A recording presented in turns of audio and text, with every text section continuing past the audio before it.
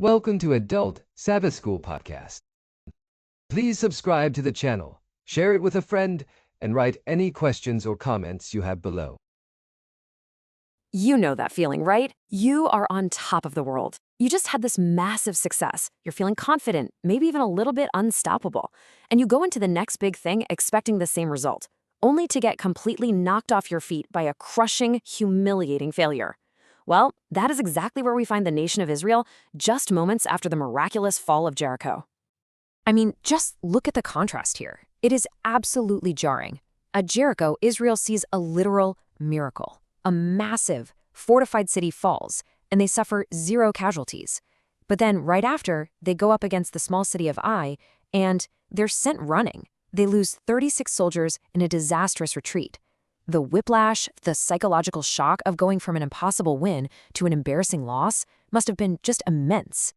Yeah, this unexpected loss just sends the entire camp into a total panic. And their leader, Joshua, he is devastated. He tears his clothes, he falls on his face before the Ark of the Covenant, and he just cries out to God. And his prayer is raw, it's filled with these hard questions. Why? Why did this happen? He knew that without God's protection, they were sitting ducks in enemy territory. So Joshua is looking for a military reason for the defeat, but the answer he gets is something else entirely. See, the problem wasn't the enemy's strength. It was a wound hidden deep within his own community. The investigation was just about to begin. God's answer to Joshua was incredibly direct. Israel had sinned. They had broken their covenant, that sacred agreement they had with him. This wasn't just a simple tactical error or a failure by a few soldiers. No, this was a full-blown national crisis that had caused God to withdraw his blessing and his protection. Now, to really get what this broken promise was all about, we have to understand this key concept, the accursed thing, or cherem in Hebrew. Before the Battle of Jericho, God gave a super clear command. He said because he was the one delivering the city, everything in it, all the spoils of war was devoted to him. It was a hands-off policy. It was strictly forbidden for anyone to take anything for themselves. The language here is so important. Notice God says Israel has sinned and they have transgressed. He doesn't say one guy sinned. The action of just one person had legally implicated the entire nation, putting them all in violation of their covenant. And until this was dealt with, they simply could not stand before their enemies. Okay, so the problem has been identified, but the source is still hidden somewhere in the camp. What follows is this incredibly solemn process of elimination to find the single individual who is responsible for this whole mess.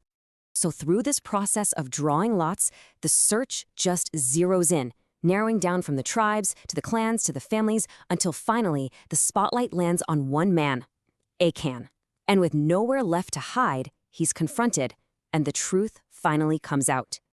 Achan confesses to taking items from the ruins of Jericho, and this wasn't just a few trinkets. He had stolen a beautiful imported Babylonian garment. Think of it as the luxury designer item of its day. On top of that, about 5 pounds of silver and over a pound of gold. He took these things that were supposed to be devoted to God, and buried them in the dirt floor of his own tent, hoping nobody would ever find out. His own confession reveals this timeless, 4-step progression of how sin so often works. It started with his eyes, I saw. That glance then led to his heart, I coveted. And that desire then moved to his hands, I took. And finally, to cover it all up, I hid. It's a really powerful breakdown of how just a fleeting glance can spiral into a disastrous action. The root of it all was covetousness, that greedy, burning desire for more. The sources point out that this is one of the most common sins, and one we often think of as, well, not that big a deal. But while other offenses get called out, covetousness can just grow quietly in the heart. And yet, God calls it a form of idolatry. And this probably wasn't just a sudden impulse. The text suggests that Achan had likely been cherishing greed for so long that it became a habit, binding him in chains he couldn't easily break. It basically deadened his conscience to the very clear and solemn warnings he had just heard. And so when that temptation came, he fell, and he fell easily. So the discovery of Achan's sin leads us to one of the most challenging parts of this entire story, the consequence. And it raises a really difficult question about justice and who is held responsible. So the Bible says that Achan, along with his family, was executed. And for us, as modern readers, that is, well, it's jarring. Why would his children be punished for their father's sin? It seems to go against our fundamental sense of justice. And what makes it even more complicated is that the Bible itself seems to establish the principle of individual accountability.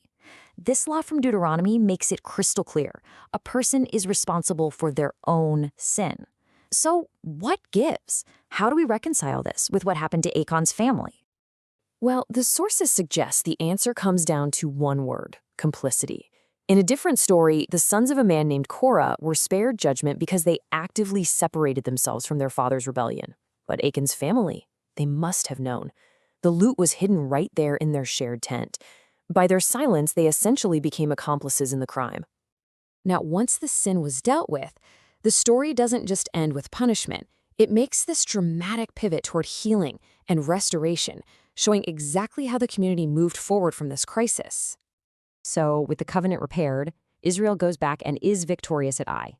But what happens next is fascinating. They actually pause the war. They travel deep into enemy territory not to fight, but to hold this really solemn ceremony of renewing their covenant. Picture this. The entire nation is gathered in this valley between two mountains. On one side, they affirm the blessings for obedience. On the other side, they affirm the curses for disobedience. It was this powerful, public recommitment by everyone, men, women, and children, to their core values. But here is the most surprising part of all. On Mount Ebal, the very mountain that symbolized the curse of the law, Joshua built an altar, and they offered sacrifices. It was this incredible symbol of grace and forgiveness placed right in the heart of judgment. This act was really pointing forward to a much deeper theological truth. That altar on the Mountain of Curses symbolized that the only hope for escaping the consequences of failure was through a sacrifice, a theme that culminates later in the New Testament idea of being redeemed from the curse of the law. So ultimately, the story of Achan isn't just about sin and punishment, it's a complete arc. It's a story of how a hidden sin leads to failure, how accountability leads to cleansing, and how that cleansing allows for the total restoration of a community's relationship with its purpose and its values. And that leaves us with a really challenging question for our own lives. Achan thought his actions were hidden, that they affected nobody but himself, but they had devastating public consequences. It really makes you wonder, what hidden things in our own lives, in our own communities, might be having consequences that we can't even see yet? Thanks for watching. See you next time.